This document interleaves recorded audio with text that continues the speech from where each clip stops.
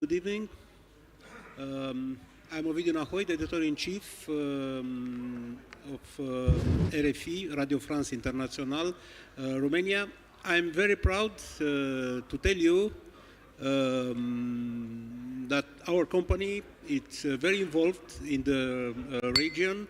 Our company, who owns RFI, France Media Monde, give a great importance to the region. Our editorial hub in Bucharest hosts the Ukrainian language editorial office of Radio France Internationale, and our group pays significant attention to Republic of Moldova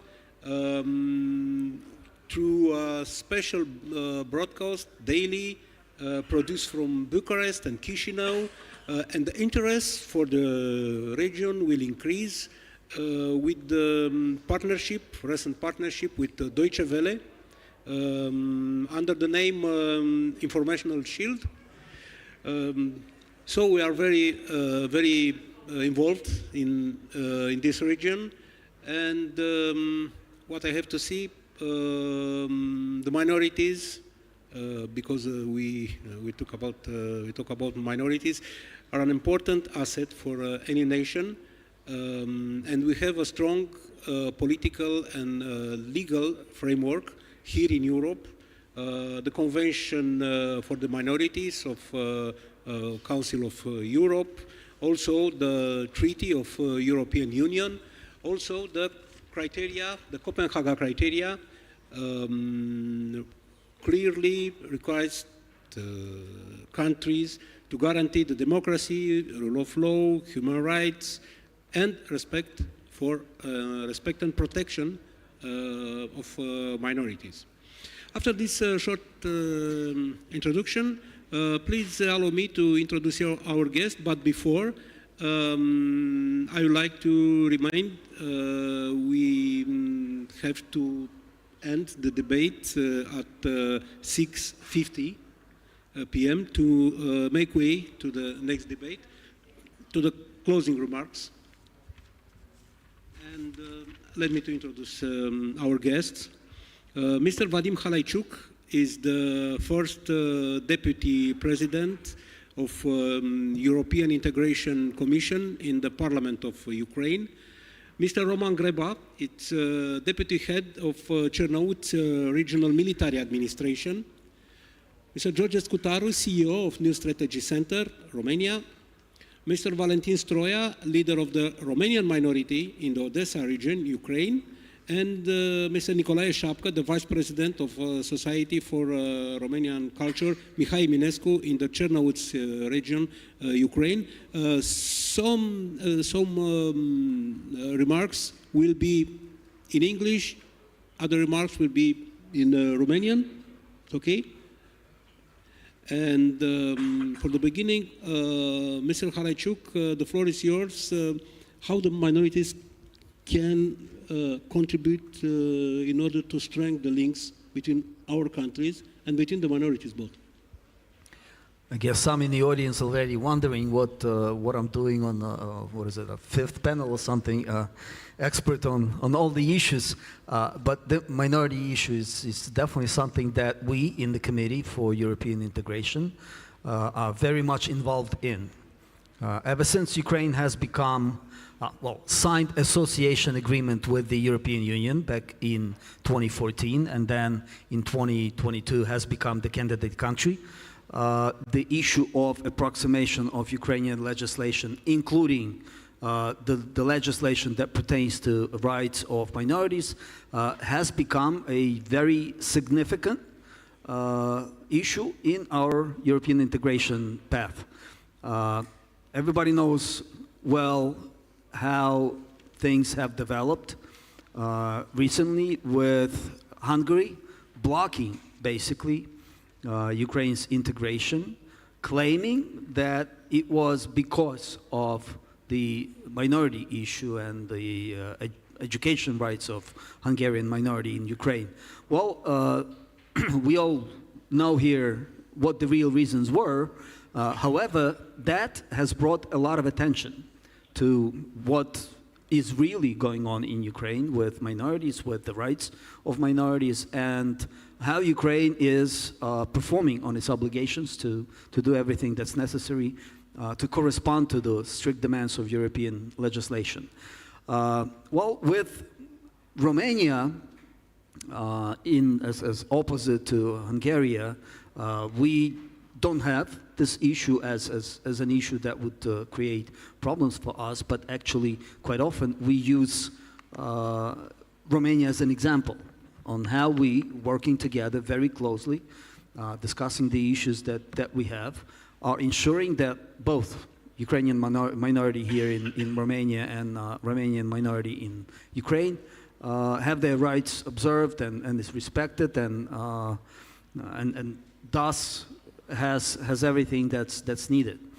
There's a special commission designated to deal with the minority issues, and as of today, Ukraine, according to the conclusions that are made in the report by the European Commission, has performed on all of its obligations, including presenting the so-called roadmap, the action plan on national minorities, what it is that we need to do to make everything possible that national minorities are respected and feel very, very well in Ukraine.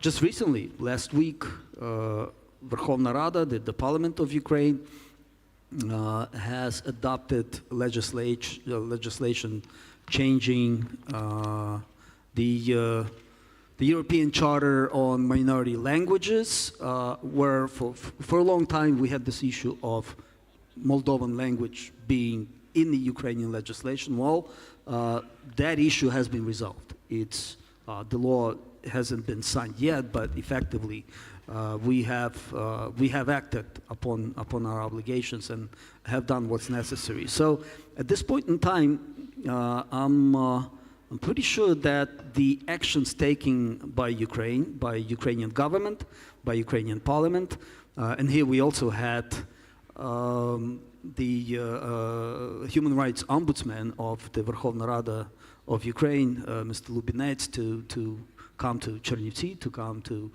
here to Romania to speak about the issues that we have.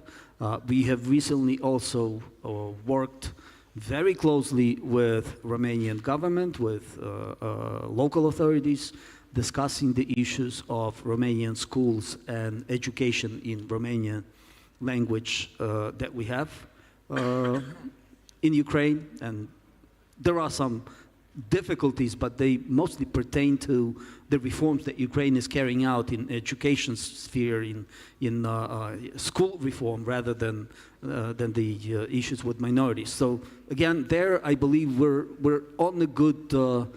We showed the good progress. We're on the good step. And the last one for me would be that we cherish our minorities in Ukraine, and quite frankly, it was very painful for us to have that issue, that problem with Hungarians, because we did everything possible to make Hungarian minority feel comfortable in Ukraine.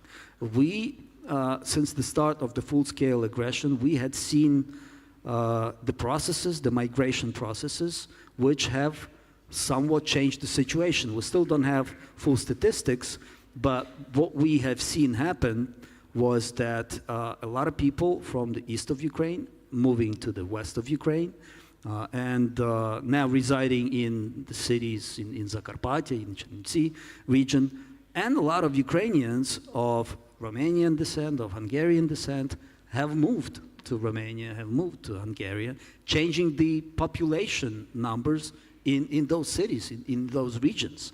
So in some cities in Zakarpattia, for example, we already have a situation where in the schools we have so few pupils, so few students who would want to study in Hungarian that it's becoming a problem.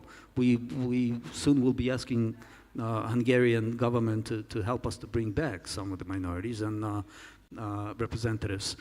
So this is just to emphasize that what we really need to do, obviously, is to, of course, study the situation, have a very open dialogue on the issues that we have to deal with, and develop joint approaches to this. Ukraine's open to it. We're certainly open in the parliament. We will happily arrange whatever is needed in terms of our control functions to have the government of Ukraine perform on its duties and its obligations to make Romanian minority as comfortable as they should be. Thank you. Thank you, Mr. Halaichuk. Mr. GREBA, can you give us an imaging of the role of the Romanian minority in the social, political, and economical life in your region? Thank you so much for your questions. First of all, I would like to thank Mr. Scutaru and the entire team of New Strategy Center for organizing this conference. This is an amazing event for me, and this is the first time in my life when I am attending conference from the very beginning till the very end. So thank you so much, and a lot of people are in one side, and this is something amazing. I represent Chernivtsi region, or as you say in Romania, Chernivtsi region, and I would like to tell you that Chernivtsi region, this is unique region of Ukraine. Sometimes people call it small Europe. I'm against the stereotypes, but in this case, I'm agree with this stereotype. We are real small Europe. Why? Because on the territory of Chernivtsi region live 80 different national communities. Of course, Ukrainian community is nationality is the biggest one on the territory of our region, is around 75%, but we have big communities of Romanian-speaking citizens of Ukraine. 12.5% are Romanian, and 7.5% are Moldovans. And in Chernivtsi, we sometimes joke that we switch languages faster than border guards put stamps in the stamp, crossing the border. And this diversity gives us a lot of benefits and gives us additional power.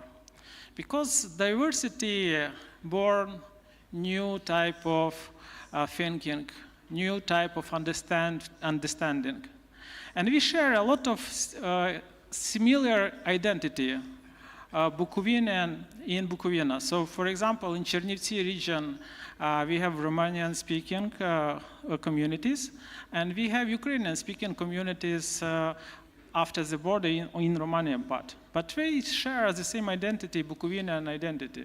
So we share the same identity, Carpathian identity. And this is something unique.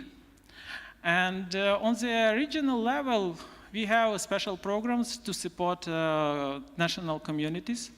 We have special programs, and we finance different roundtables, festivals. We have, for example, 2 big festivals in our region. This is Bukovinian meetings and Bukovinian mosaics. And we bring people from different countries which speak different language, but they suppose they are Bukovinian. And you know, their culture is very similar. Their traditions, their cuisine, different elements of their life as it is. And we are extremely interested to provide the maximum comfort for the people who live on the territory on the Chernivtsi region, and suppose that we belong to Romanian communities. For example, we have a wide network of schools in our region. We have 63 schools where the language of instruction is completely Romanian, and plus 11 branches of these schools. They are not a legal entity, but they are separate buildings in separate villages where children can study all the subjects in their language. So we care about our communities, and it gives us a huge benefit, as I say, because we can easily communicate with Romania, for example.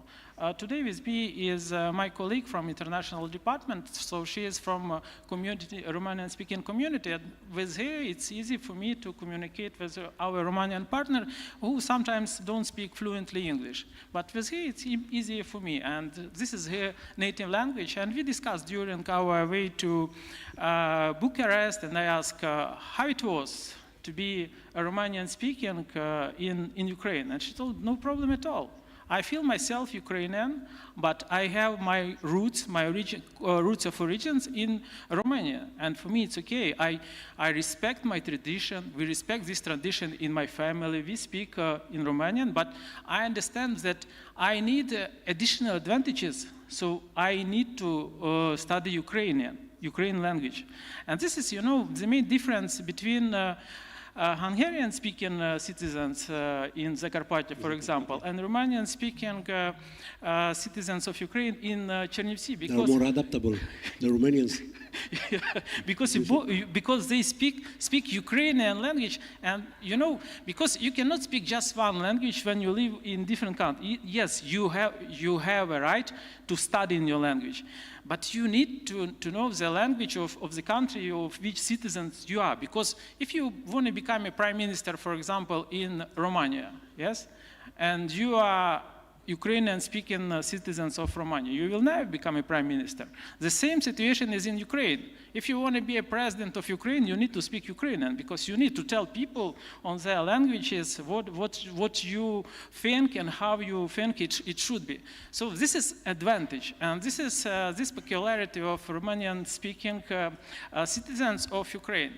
And you know, for me, these traditions are unique because we have some villages, some communities, the Romanian are not minority, they are majority, yes. And when I was visiting Krasnoyarsk, for example, with ambassador of Romania in Ukraine, and I was impressed because all these clothes, all these traditions, songs, poems, and it was completely in Romania, and I feel myself like in real Romania. But it was, you know, very interesting experience, and I think that it must be served, it must be still there. There is another part of this story. We have now a huge enemy of the democracy of the civilized world. This is Russia. You know it, yeah. Russia is a country, and Russia is extremely experienced in making different conflicts. And if we speak about minorities or national communities, they are high-level experts how to use this issue and then spread different rumors and then spread misinformation and then make everything to make one nation be against another nation and to use minority issue as an issue. And spreading with wrong information. Even some cases from Chernivtsi region were spread here in Romania, you know, in not correct angle, with misinformation, complete misinformation. And then, yes, I come to Romanian journalists and I tell, we did this and this in that way, but then no one listened. When information already is spreaded, no one listens because we think you just want to justify yourself. And that's all. Yeah. We don't look into the core of the problem, into the roots of the problem. And for us, additional benefit because we have Interact Next program, yeah? And we participate in Interact Next program, and due to the fact that we have both Romanian speaking and Ukrainian speaking citizens, it's easier for us to, you know, to find partners in Romania. So now we have 10 projects, around 10 million euros in both Interact Next Ukraine-Romania and Ukraine-Romania, Slovakia, Hungary. And we want to increase this number. Now we are making different job to increase this number, to make communities, our communities, I mean communities which are part of our region, to make them be more active, to make an application for grants and to develop this cooperation. Because grants, they are not just about investment in infrastructure, waste management, energy efficient, etc., etc. This is investment in human capital in human mobility, in exchanged experience, and then people meet each other in person, we can discuss everything. Yes, there are different focus of view, but we are face to face, and we can discuss, we can explain. And this is not just from TV or from social media, this is from their life experience. And this is the most valuable. So I'm very grateful to European Union for programs like this, because those programs meet people together. And this is the most important thing. And I would like to say that diversity is our power. Diversity makes the border more open, and makes the border not the problem, but the place of sustainability, of growth, and of the future power and future influence of those minorities and countries. Thank you a lot. Thank you, Mr. GREBA. I will ask Mr. Scutaru in Romanian. Domnule Scutaru, am vorbit mai devreme. Dear Mr. Scutaru, we said before that minorities are an asset for any country. But at the same time, there are authoritarian powers or states who may use minorities as instruments to strengthen division. How do you see the minority problem on the political and public agenda in Romania? Where is it and how sensitive is it? Thank you for your question. I'd like to thank my panel colleagues. I'd like to thank Roman and Vadim for their interventions. The center of Europe and the Balkan areas is not an easy area, because the problem of minorities is a sensitive one. And Russia knows how to use this sensitivity. I remember in March 2022, Russia started to publish the first maps speaking about the Hungarian protectorate in Transcarpathia and the Romanian protectorate in Chernivtsi, trying to suggest that the fall of Ukraine would mean the reward of countries like Romania and Hungary with parts of the territory. This way, Russia starts to speculate some sensitive aspects in Romania or Hungary. But this is the biggest mistake for politicians in Romania or Hungary or other countries to think that a change of borders could be a happy episode. Historically, each country was big ones, having territories from their neighbors. We have big Bulgaria, big Serbia, big Albania, great Bulgaria, great Serbia, great Hungary, great Romania. But speaking now about redrawing the borders, we'd get to a big war.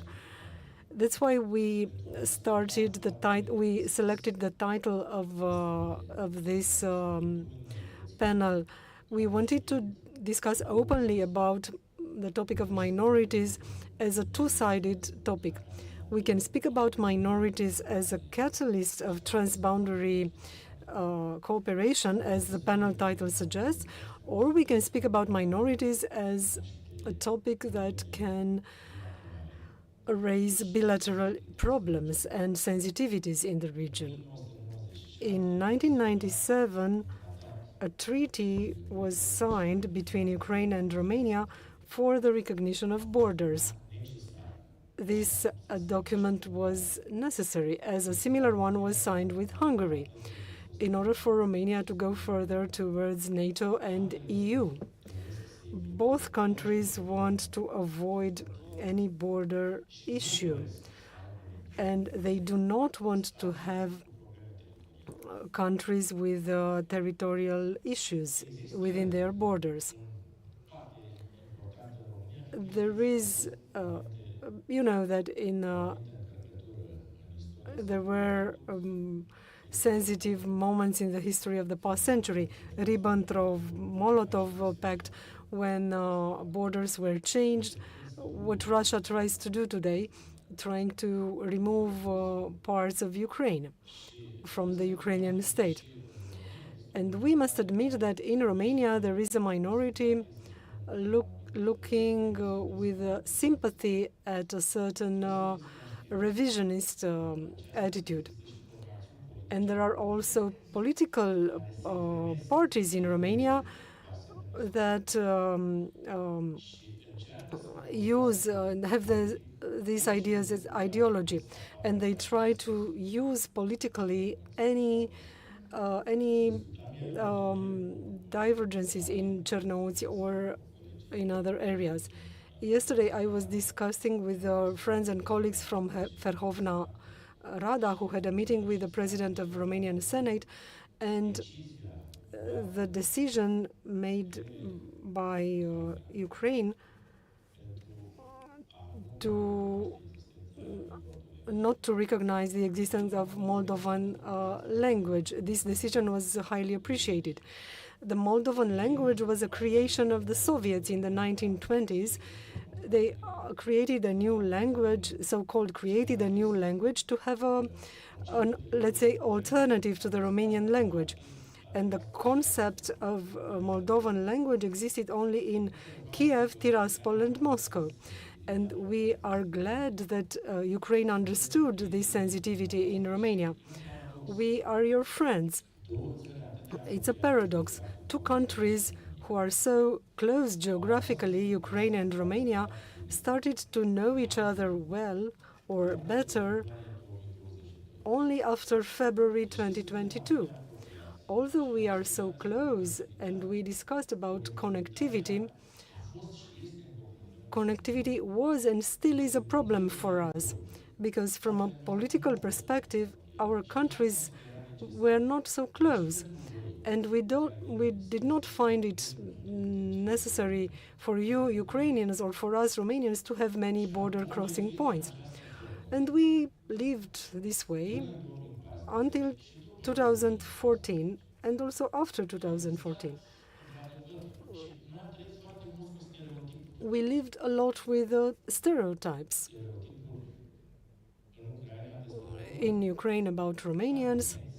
They are darker colored, they are more southern, so to say.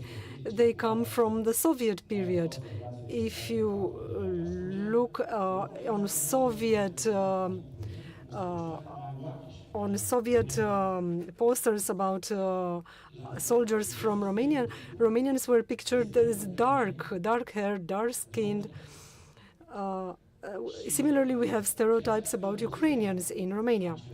And although Russia tries and has tried to divide us, paradoxically, one of the consequences of this war is to bring Romania and Ukraine closer.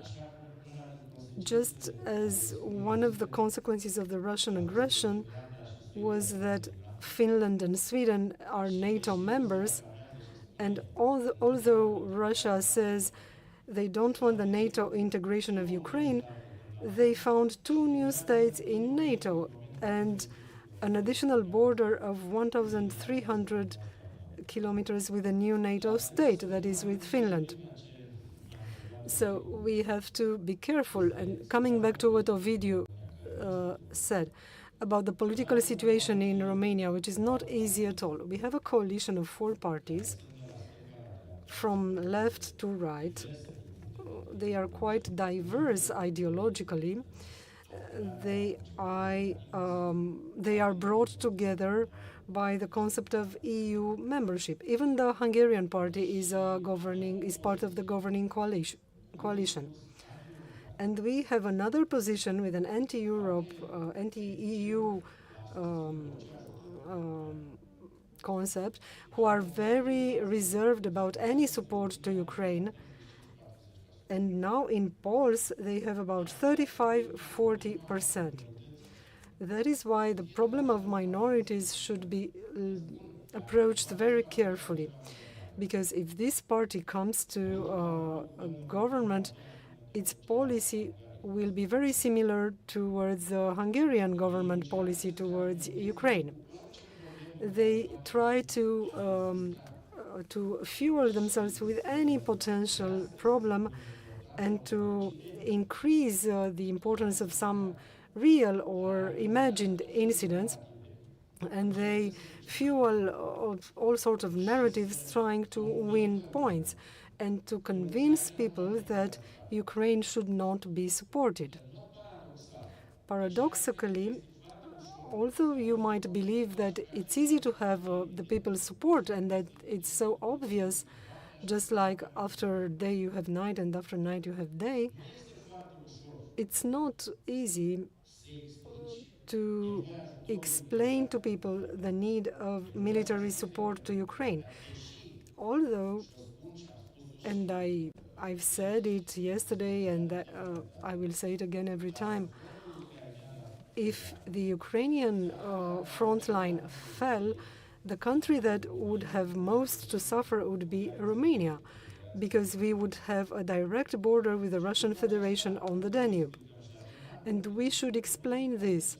Just think that we had to cancel the first scrutiny of our presidential elections after we realized that one of the candidates had been strongly supported by Russia. And one of the narratives, as Maria mentioned before, speaking about the waves of lies were spread about the support of Romania for Ukrainian refugee, how much money has been spent, but this money was actually coming from the EU. All these narratives are part of a toolbox used by the Russian Federation in all Europe to reduce political support for Ukraine. Russia has this tailor-made policy for each country. They speculate some historical issues, some sensitive issues in the bilateral relations. So we should be very mature. And I, as Romanian, I am very thankful for this, for the ending of this division between Moldovan and Romanian language. I think we should have a similar approach and the desire to solve any potential issue, understanding the sensitivities in Ukraine, because Ukraine is a young, energetical country that wants to build their state. We need a democratic, stable Ukraine integrated into the EU at our border. We do not need an Ukraine that should become an unstable country from a social and political perspective, and that should see a burst of nationalism. That would be a problem for the security of Romania and the whole Europe. So that is why we should see in Ukraine an ally. And Ukrainians should see in Romania an ally. Romania will support your integration, provided that we have a democratic government in Romania. Because if, God forbid, at the next elections, the political balance will be different, it will be difficult for me as Romanian to feel comfortable in my own country, trying to convince people why they should help Romania. Because things would change significantly to the detriment of Ukraine.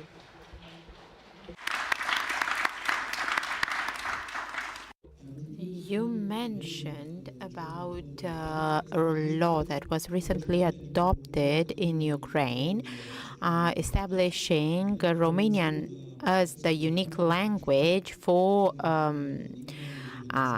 Romanian native speakers in Ukraine and eliminating Moldovan language. Mr. STROIA, Mr. Șapcă, more than 10 years ago, I made a documentary in the Odesa region on a route from Ren to Ismail to Tatarbunar to Odesa, and it was just after the illegal annexation of Crimea, And many people told me that their identity is Moldovan and they are part of a Moldovan minority because of the links from the former Soviet Union and no connection with Romania because of the visas required back then. So there were many root causes. Now the language changed. What about at societal level? What is the approach at societal level? What is happening there? Thank you for the question. I liked Mr. Scutaru's speech.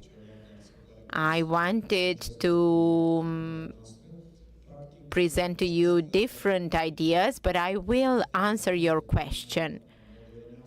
The switch from Moldovan language to Romanian language was not very impactful amongst Romanians in the south of Basarabia. So the Romanian-speaking communities in the Odesa region.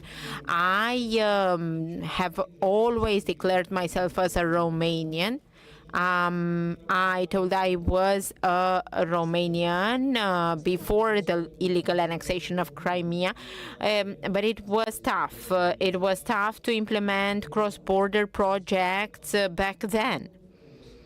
However, we would declare times and again that we are Romanians. Intellectuals, teachers, professors were relieved to find out that this concept, Moldovan language, disappeared. So Romanian teachers teaching Romanian in Romanian schools or teaching other subjects there in Romanian. They used to receive documents in Moldovan, although those citizens declared themselves Moldovan, that Moldovan language was official only in Odesa region. Now when you speak to people, they start arguing with you. They say, it's Maya's doing. No, when the Republic of Moldova declared its independence through the Declaration of Independence, Romanian was stated as official state language. In the 90s, certain people promoted the Moldovan language, and that concept was included in the Republic of Moldova's constitution. So if they say in their constitution that the language is Moldovan, Stroia, Popescu, and others can't argue against it. So the fact that we eliminated it helped a lot. We are relieved that Ukraine recognized that at central level. Now, at grassroots level, there's no problem. People who studied in Romanian schools during the Soviet regime have a harder time to understand this change. Although they understand that there's no difference between the two languages, and when you present arguments to them, they agree with you. Yes, Valentin, we agree with you.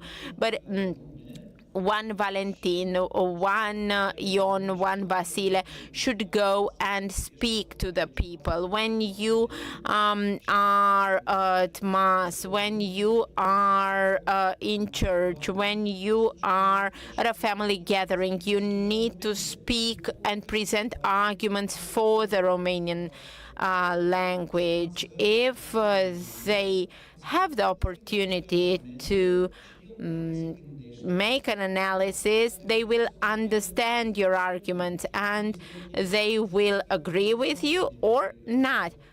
So bottom line, this amendment in the legislation is welcomed. And when schools where children are taught both in Romanian and in Ukrainian, and there are 16 of them, plus 2 high schools, this will bring added value. However, Romania has to systematically support this endeavor, because when the Romanian state approves through their budget scholarships for the students in schools, and they approve $50 per term per child, that's a huge support for the community, for the family.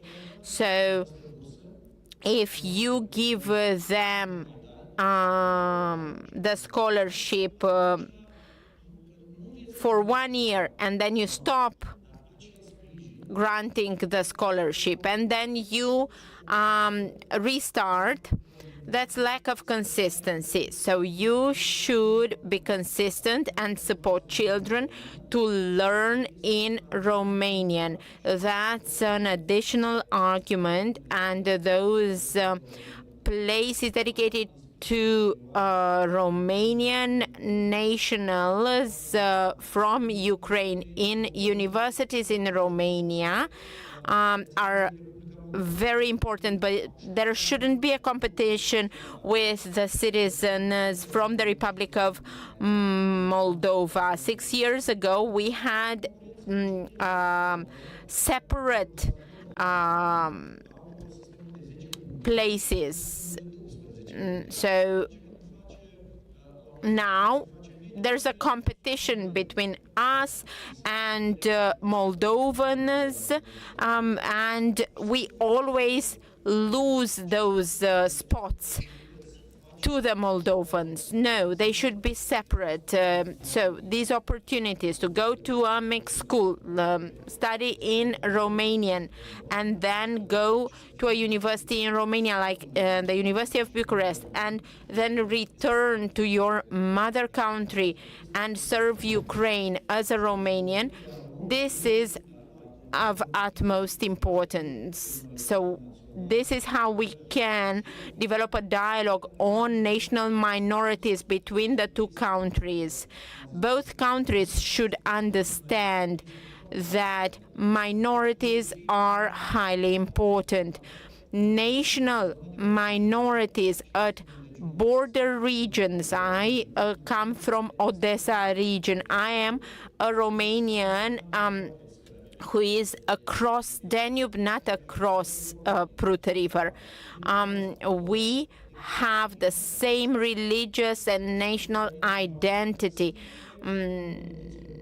Romanians are present at the local administration level. Any cross-border project for Romania and Ukraine, for example, Interreg Next, has always a Romanian involved, a Romanian who comes from Ukraine or from the south of Basarabia, from Bukovina, from Transcarpathia.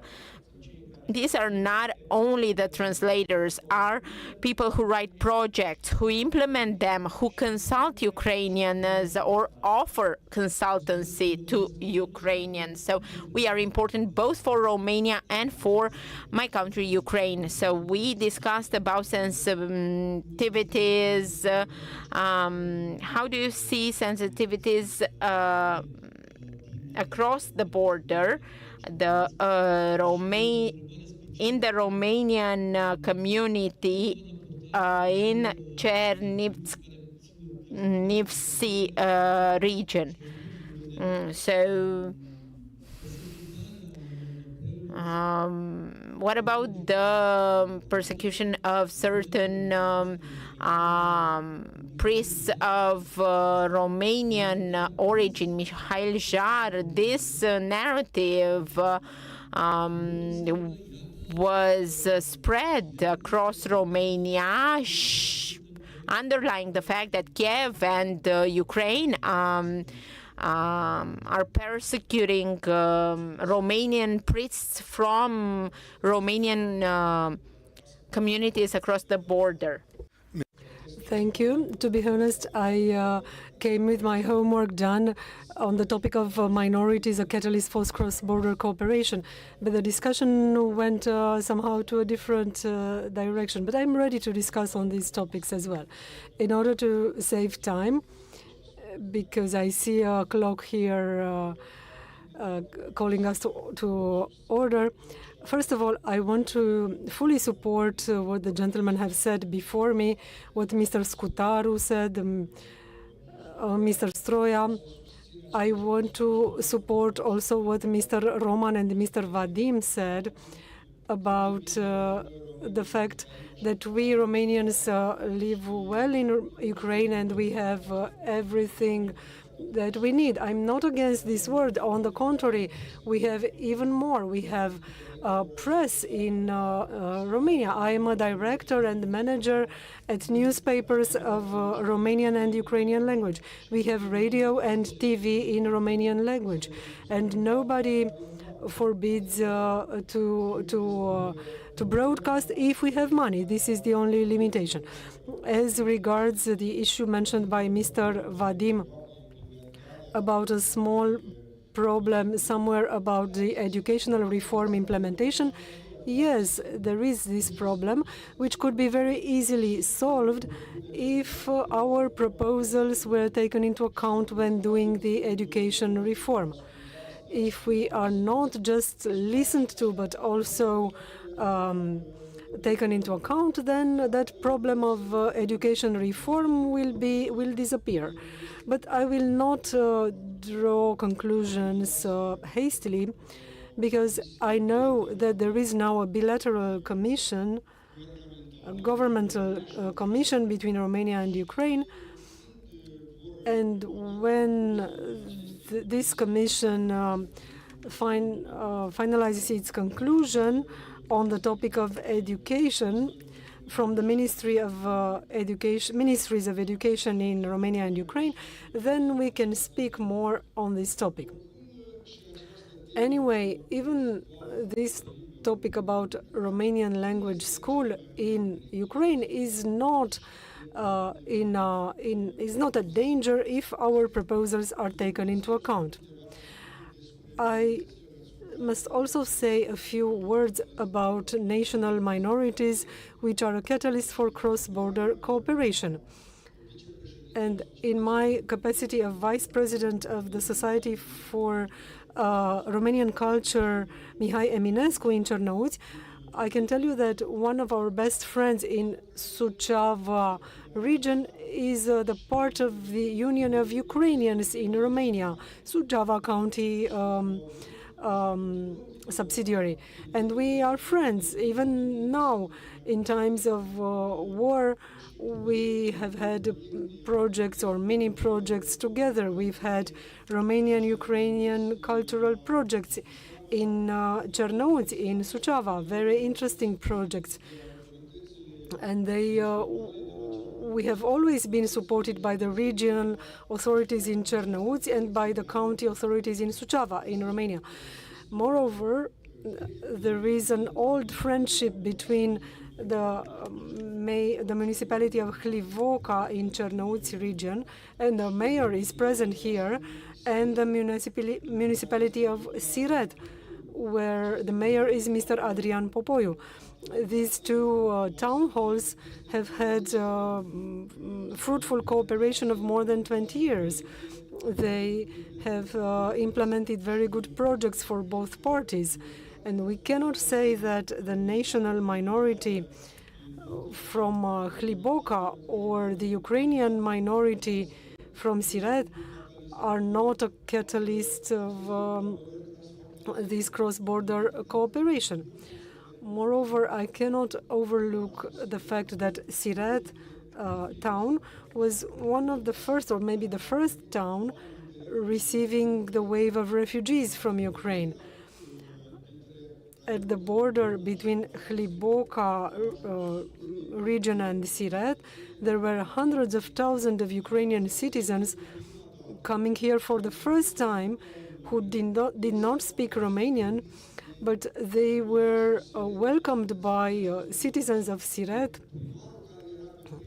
by the mayor, who was on the first line. They were welcomed with open arms and they received all necessary first aids. But how to discuss with Ukrainian citizens who came from far away and did not speak Romanian? Many of them had not heard Romanian ever. So our friends from the Union of Ukrainians in Romania helped us, Ukrainians from Suceava County, and they did not stay aside. And also Romanian ethnics from Chernivtsi region did not stay aside. Those of them who could be at the border or who could cross the border. So this is an example.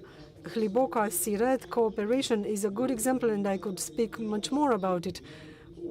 We have Noua Suliță commune, the mayor, Maria Nicolae, is also here in the room, who have very good cooperation with communities in Romania, with communes or towns in Romania where Ukrainian ethnics live. We've had a very successful project between Iordanești in Chernivtsi region and Bălcăuți in Suceava County in Romania. We have Ukrainian classes on one side and Romanian classes, Romanian school on the opposite side. And we've had support from the regional administration, support from local authorities, because you cannot do without that. As regards your question, I will answer very briefly. I would prefer to see that the issue of church should be the problem of each citizen, and each citizen should decide by themselves in what church to believe. Every person has the right to believe in whatever religion they want. As regards the politics in church, this is another issue. I prefer to speak about faith, not about politics. We have time for one question. One question.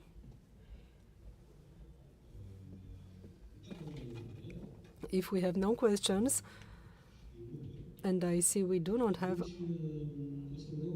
then I will ask Mr. George Scutaru.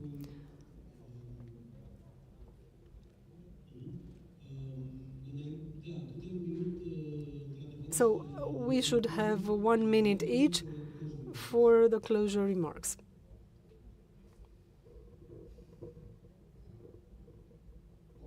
Shortly, we have yet another example, another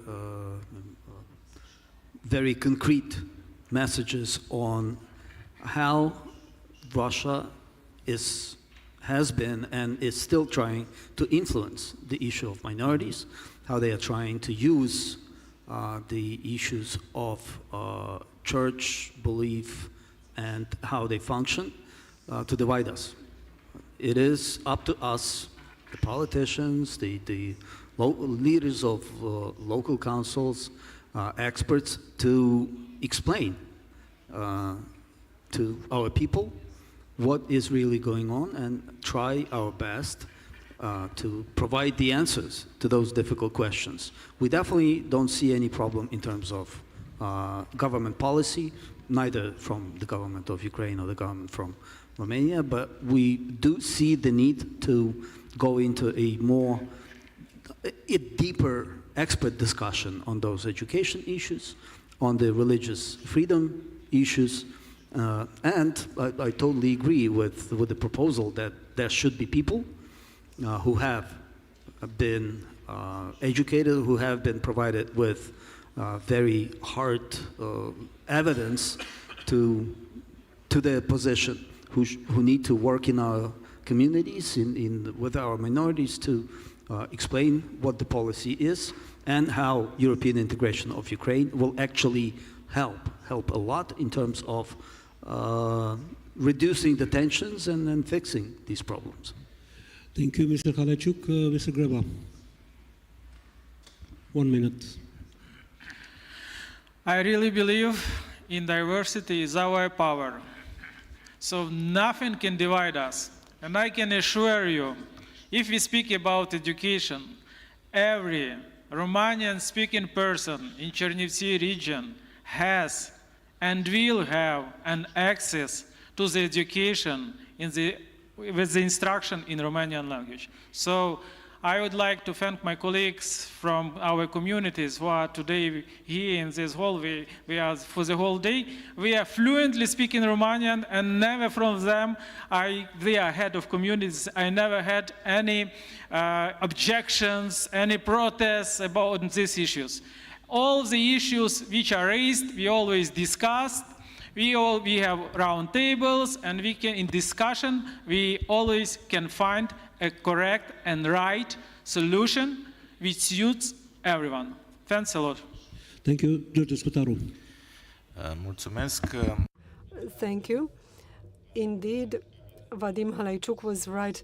We should not leave the issue of minorities to be used by the Russian Federation to undermine support for Ukraine and the relationship between the two countries.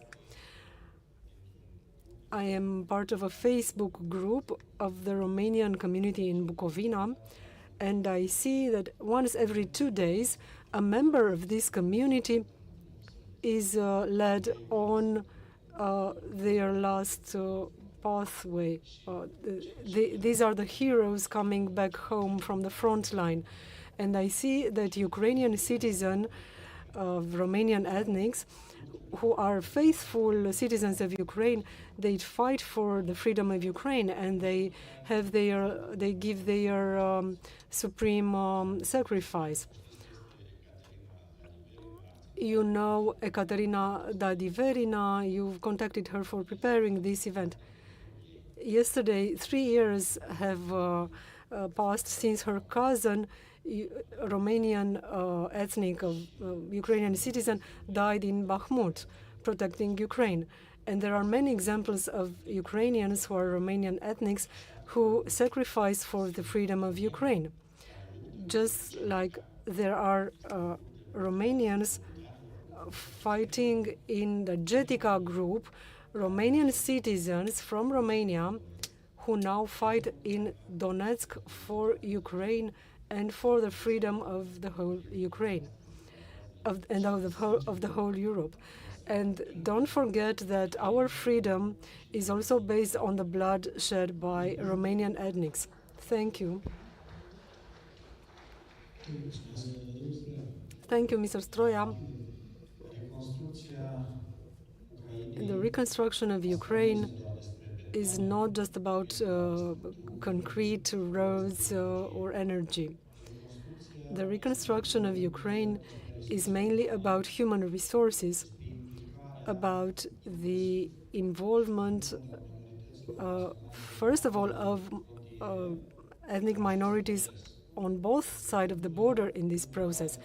This should be done by involving them, by bringing the added value they have.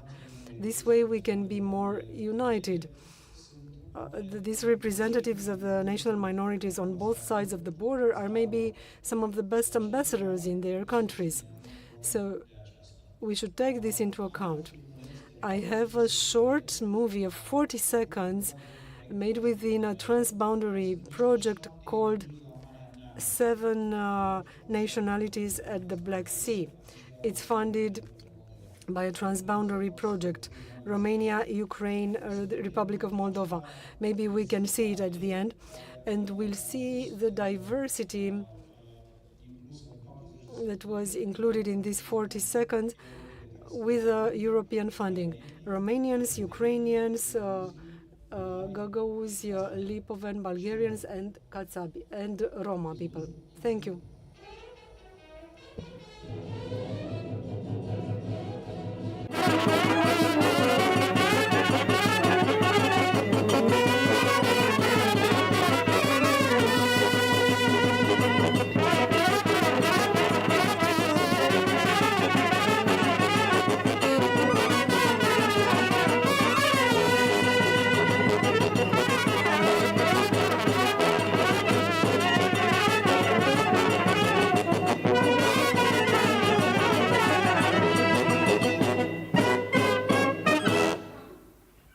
Mulțumesc.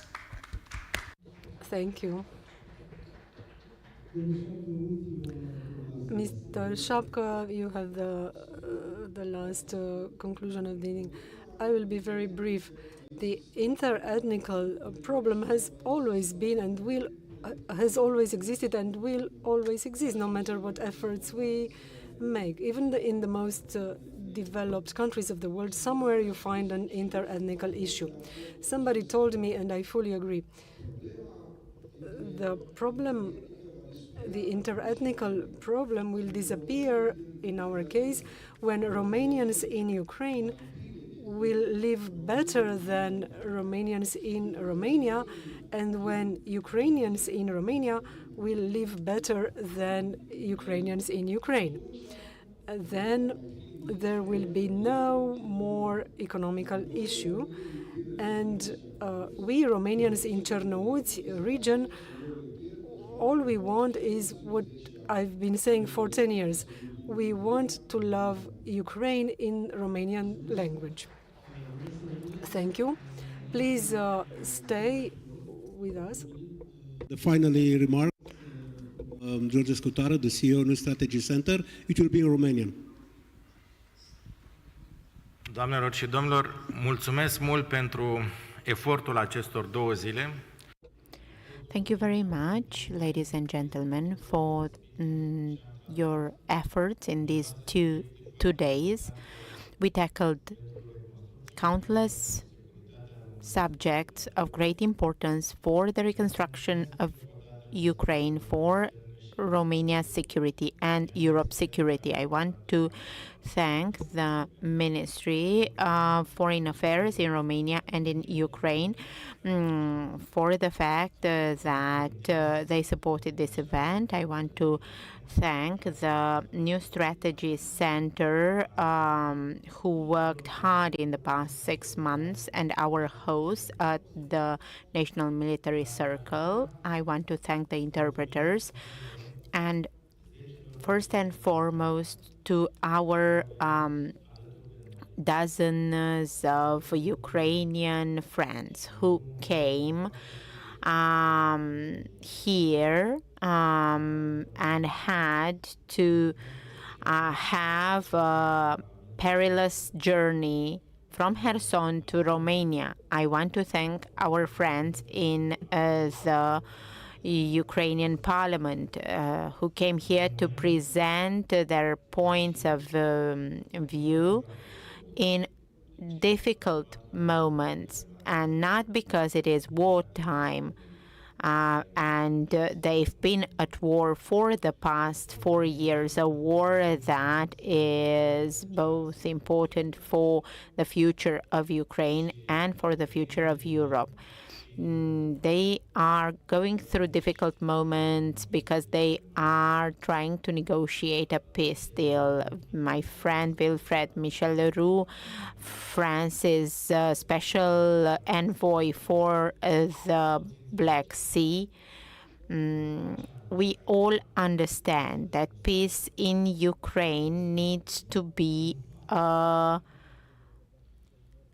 purpose, an end, but not by all means. We should think about what peace should look like. In September 1938 in Munich, the leaders in Europe back then thought that if they give a piece of the Czech Republic to Hitler, his appetite would be satisfied.